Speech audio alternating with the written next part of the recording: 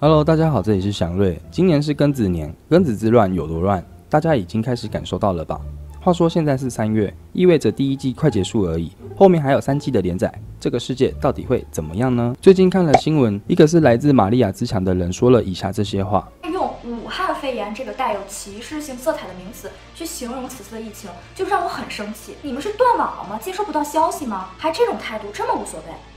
所以接下来我就要给某些台湾网友正一正你们的3观了。当然，这部影片目前看到的到站是这样。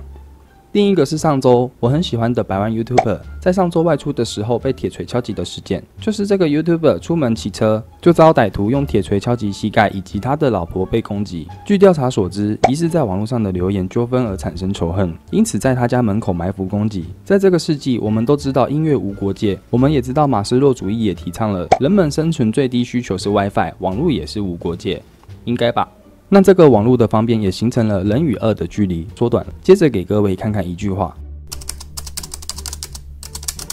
没错，这就是标题的一句话。文字是一个很有意思的东西，当一句话没有表情、没有语句去辅助的时候，每一个人见解它的意思都会源自于自己的主观、自己的心情而去解读它。而这句话的意思究竟要传达的是无所谓呢，还是想询问事情的后来呢？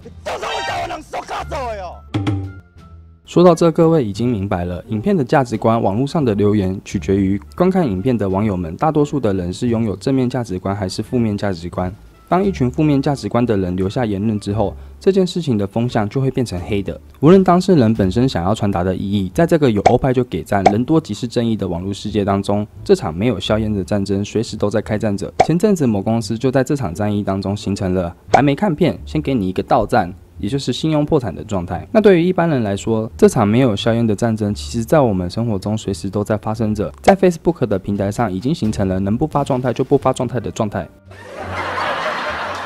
每一个人在自己的社群都会有着自己一票认识的人，如果在网上随意的发布自己的意见，就会容易遭受身边的人批判。如果是赞美的留言，当然人人都能接受；如果是持反对你本身意见的，又要花很多的力气去做一个解释，害怕身边的人看到以前不懂，结果加了父母的 FB。如果在上面发了什么文，又要对爸妈讲10万个为什么，那不如赶快逃往 Instagram 一个他们看不到的地方，这样就可以继续抒压了，科科。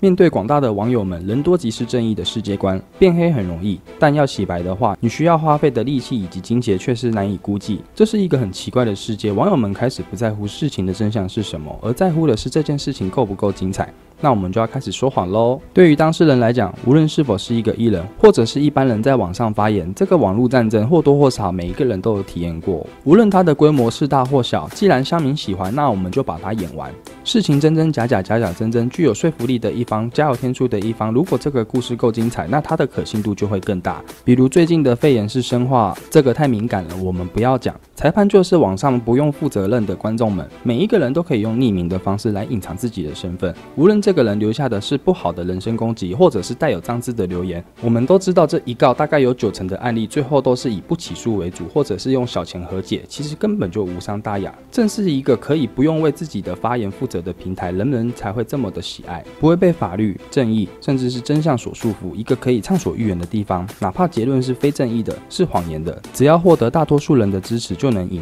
只要提出的故事最合理且最有趣，大家就会不顾后果的支持表决。发言失败的网民只需再换一个 ID， 潜水下去7天之后又是一条好汉，掩藏真正的真相，颠倒黑白，提出一堆互相矛盾的问题。尽管如此，只要看起来合理而且富有趣味性，就能够将虚构化为真实，这里就是这么随意的地方。当然，想要玩这个战争游戏，玩家们还是要具备一定的心理素质，去承受广大的舆论压力。人常说玩火会自焚啊，要小心一点咯，科科。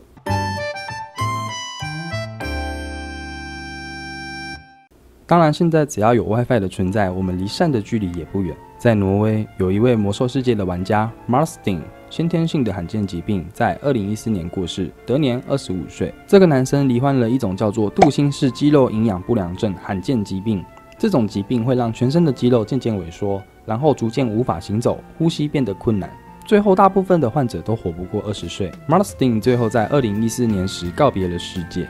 那时他25岁，在告别式当天，他的爸妈却注意到了一群陌生人前来跟 Mars 道别。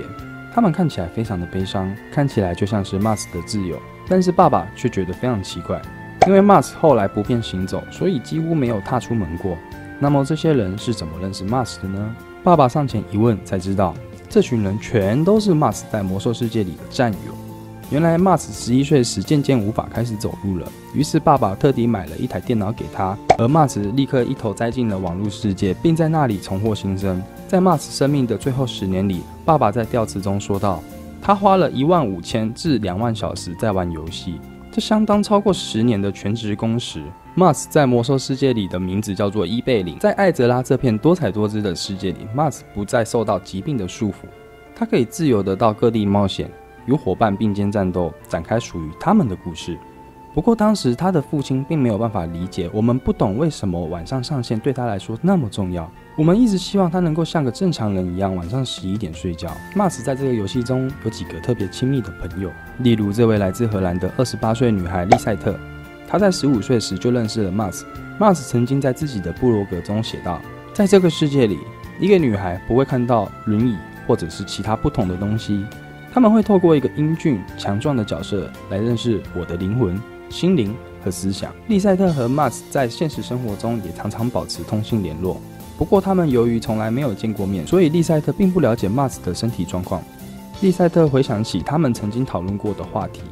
他曾说他讨厌雪，但我喜欢雪。我当时不明白他是因为坐轮椅才讨厌雪。在魔兽世界里， Mars 也参加了一个名叫星光的工会，要加入该工会需要内部人员的推荐，并且接受1-2个月的试炼来证明自己才能加入。这个工会在欧洲伺服器里创立了12年了。40岁男子凯是星光工会的会长。在麦特离开世界后，工会每年都会固定召集伙伴在 Mars 的忌日为他举行追思会。住在英国65岁老玩家安妮也是星光工会的成员，她是一位退休的心理学家。在 Mars 离开世界的半年前，他因身体因素有10天没有登陆魔兽世界。安妮在他再次登陆时说，如果出事了，你可以让别人与我们联系，让我们知道你的状况，你对我们很重要。Mars 离开世界后，他的父母除了感到非常心痛之外，他们也开始思考要将这个消息通知给谁。而爸爸立刻想到了儿子在魔兽世界中的那群游戏伙伴，于是爸爸一边流泪，一边在部落格写下 Mars 离开世界的讯息。他本来觉得应该不会有人回复，但没想到很快的就收到了星光工会成员的回应。爸爸读了一封又一封的 email， 他终于明白自己的儿子在这10年来活过的证明。虽然 Mars 看起来只是每天紧锁在黑暗的房间里，但他在另一个世界里过着精彩万分的人生。在会长凯的号召下，工会成员发起集资，让没有旅费的成员能够飞往挪威参加 Mars 的葬礼，包括从荷兰飞来的丽赛特，从英国赶来的安妮，从芬兰赶来的贾妮娜。就算没办法赶到现场的成员们，也都纷纷找了一个安静的地方，为 Mars 点起了一支白色蜡烛，各自以自己的方式默默悼念他。Mars 曾在部落格中写道，这不是虚拟的，这是一个能够让你心之所向的通道。很多人都说过，被遗忘才是真正的死亡。Mars 以他的方式在世界上留下了独特的痕迹，直到现在他也仍活在许多人的心中。